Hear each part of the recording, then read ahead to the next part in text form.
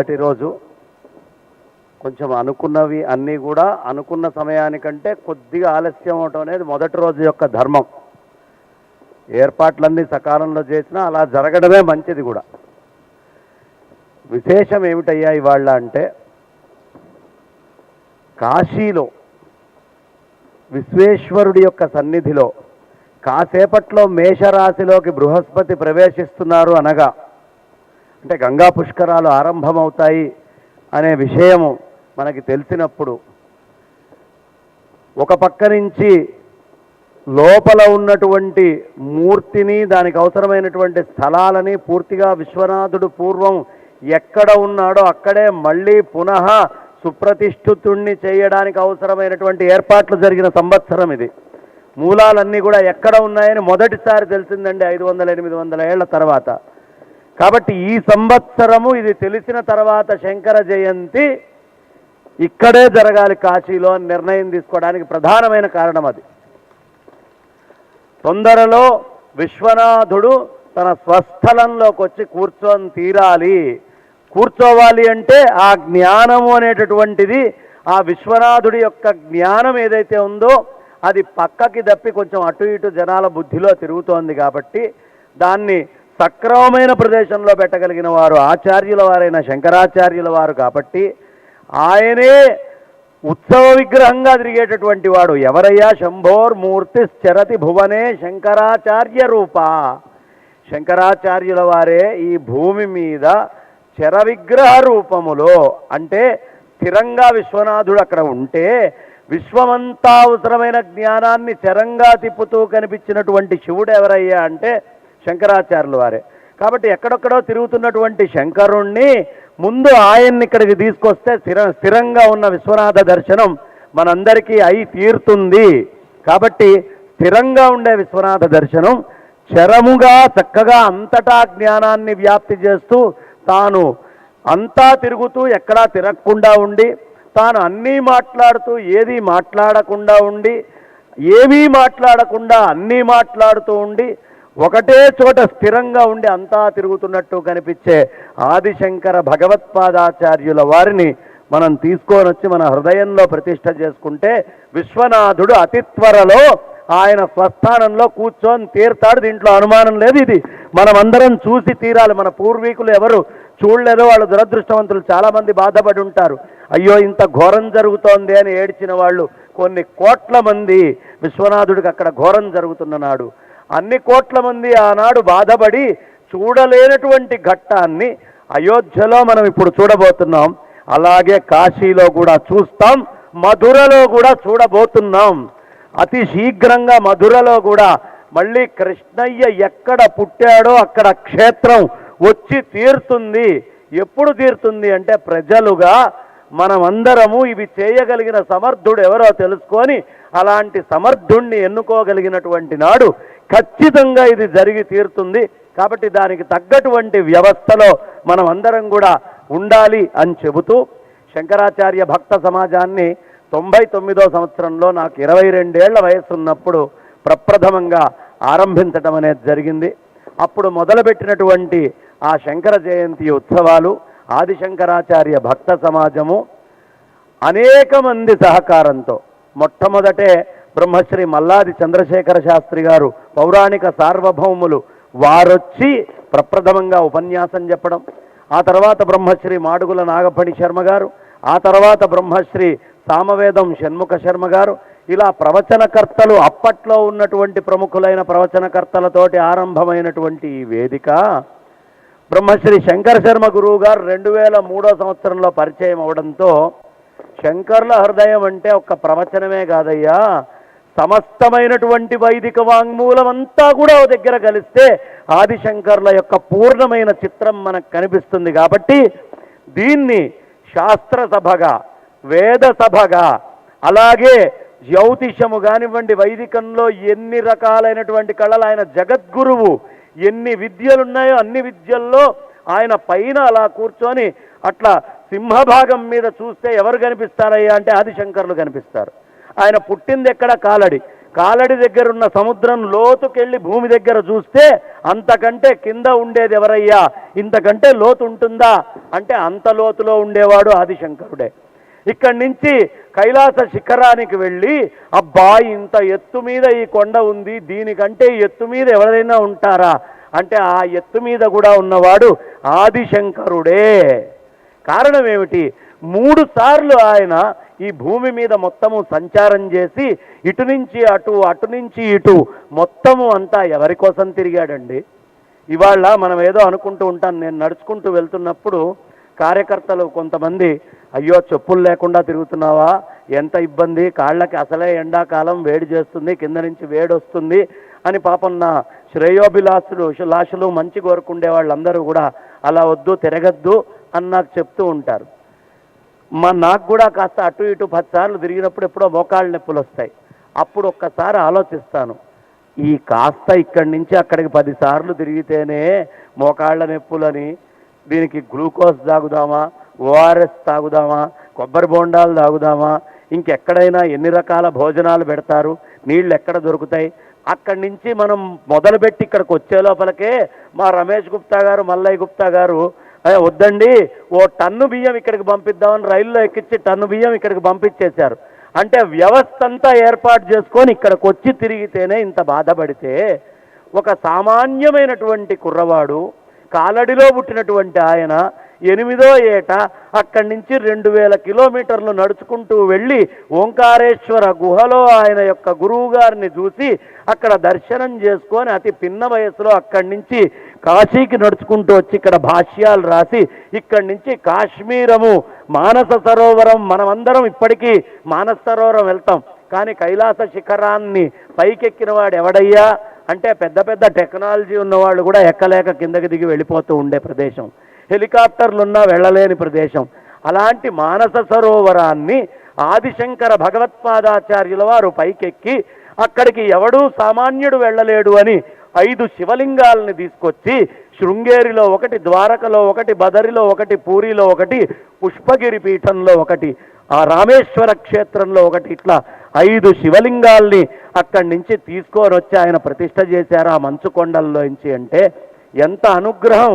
కైలాసం ఎక్కలేని వాడికి కూడా కైలాసం మీద ఉండే విశేషాలు చూడాల్సిన భాగ్యం దక్కాలి అని అక్కడి నుంచి తీసుకొని వచ్చి ఎక్కడో కాశ్మీరంలో ఉన్న శారదని తురుష్కులందరూ దాడి చేసి ఏమేమి ఇబ్బందులు పెడతారో అని ముందే గ్రహించిన ఆదిశంకర భగవత్పాదాచార్యుల వారు ఆ తల్లిని అక్కడి నుంచి తీసుకొని వచ్చి శృంగగిరిలో ప్రతిష్ఠ చేసి అనంత శ్రీ విభూషితులు ఇవాళ శ్రీ శ్రీ శ్రీ భారతీ తీర్థస్వామి వారు, విధుశేఖర భారతీ స్వామి వారు పూజ చేస్తున్నటువంటి ఆ శారదా అమ్మవారు సాక్షాత్తు ఆదిశంకరులు అక్కడ జరిగే ఘోరాలని ముందే దర్శించి తీసుకొచ్చి ప్రతిష్ఠ చేసినటువంటి అమ్మవారు.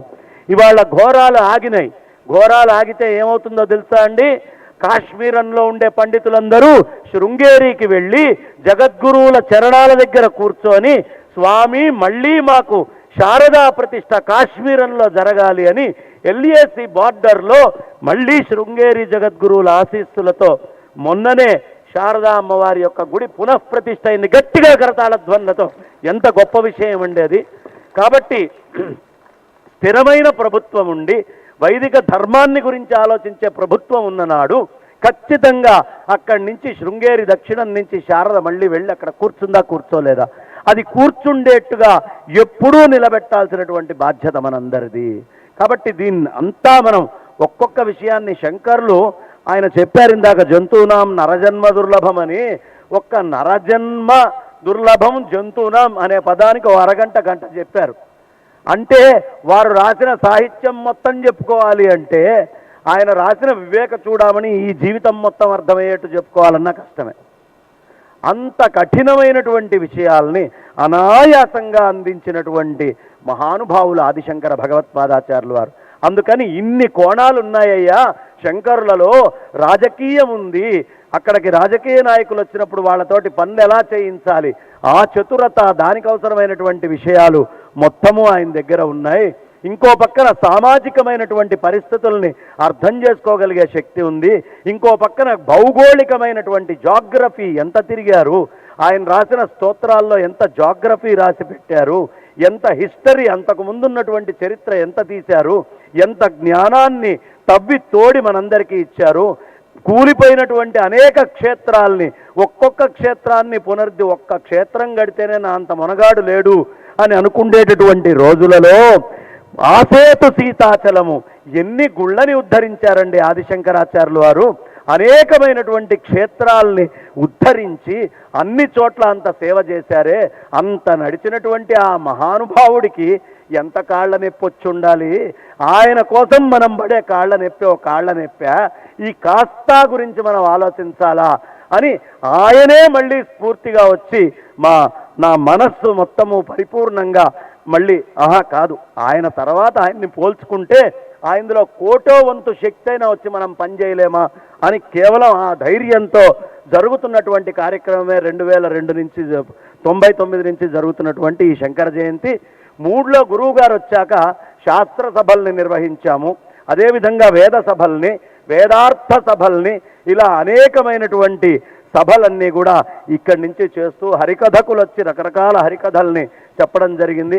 వీళ్ళు వాళ్ళు అని లేదండి, మా ఆదిశంకరాచార్య భక్త సమాజానికి మకుటాయమానం ఏమిటంటే చతురామ్నాయ పీఠాధిపతులు ఈ ఆదిశంకరాచార్య భక్త సమాజాన్ని అనుగ్రహించారు. వాళ్ళు వచ్చారు ప్రత్యక్షంగా ద్వారకా, బదరి, పూరి, శృంగేరి జగద్గురువులు ఆదిశంకరాచార్య భక్త సమాజానికి శంకర జయంతుల సమయంలో వచ్చి అనుగ్రహించారు.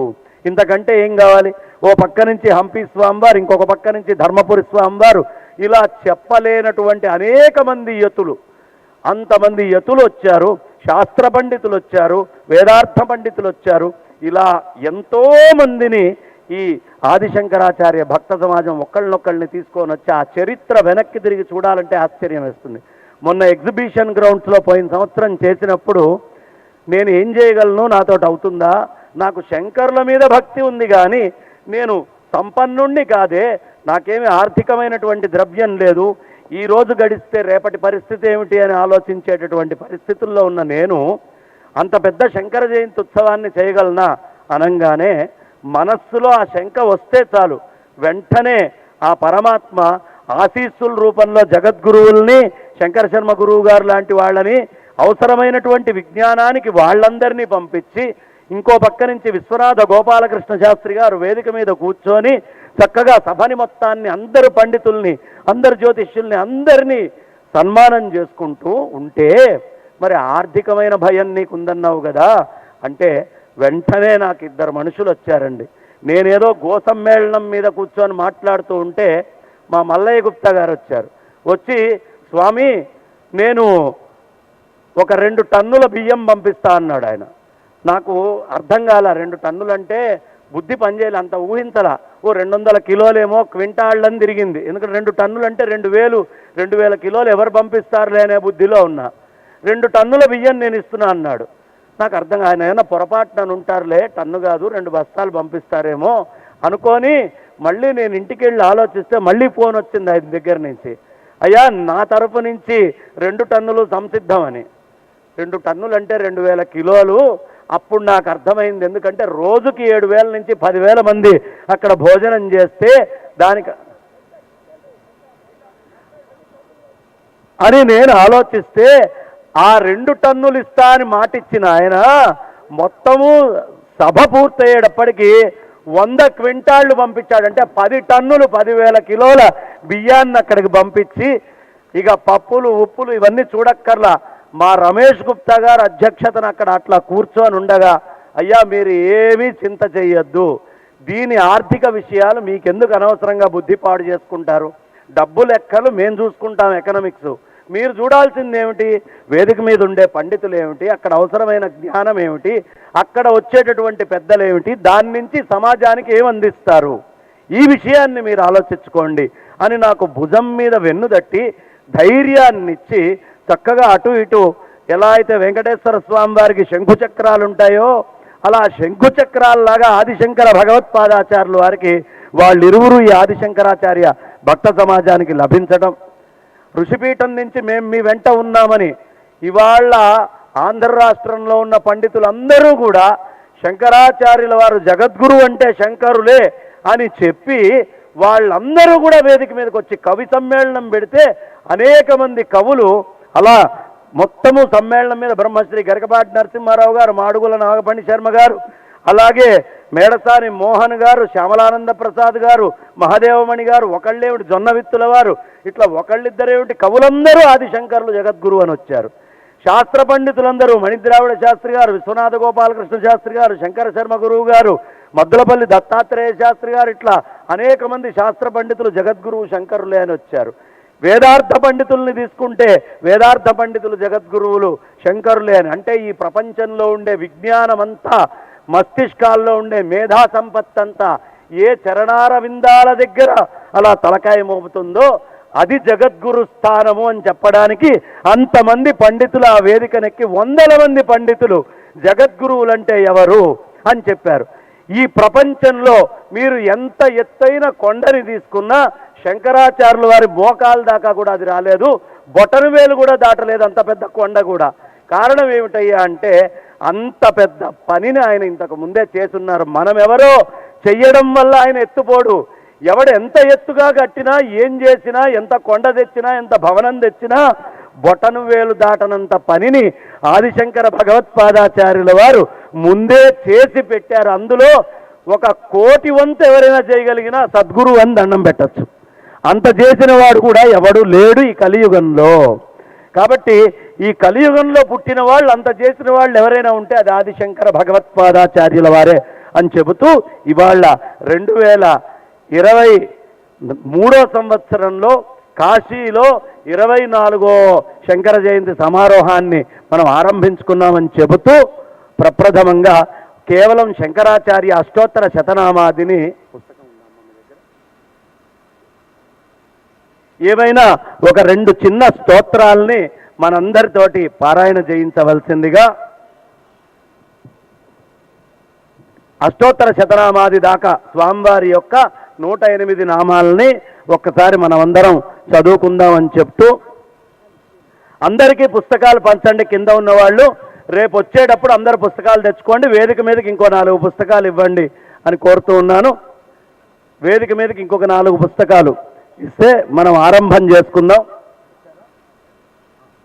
సరే, తొందరగా మొదలుపెట్టి డాక్టర్ ఎన్ అనంతలక్ష్మి గారిని, నిట్టల కిరణ్మయి గారిని, అలాగే శంకరం గురువు గారిని నేను అభ్యర్థిస్తూ ఉన్నాను. ఆదిశంకర భగవత్పాదాచార్యుల వారి అష్టోత్తరాన్ని శృంగేరి జగద్గురువులు ఆదేశించారు చేయమని. కాబట్టి మనం అందరం అది చేస్తూ ఆరంభం చేద్దాం. తర్వాత కొంతమంది ఆకాశం వైపు చూస్తున్నారు. ఏమీ లేదు, ఇవాళ పుణ్యావాచనమైంది.